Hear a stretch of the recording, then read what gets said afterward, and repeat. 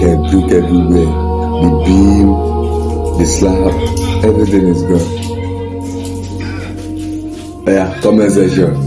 He's not done yet though. He's still coming back to cut off the rod because the saw he came with is not sharp enough to cut them. He is in Mama Ejioma's restaurant eating to gain enough strength. Yeah, that?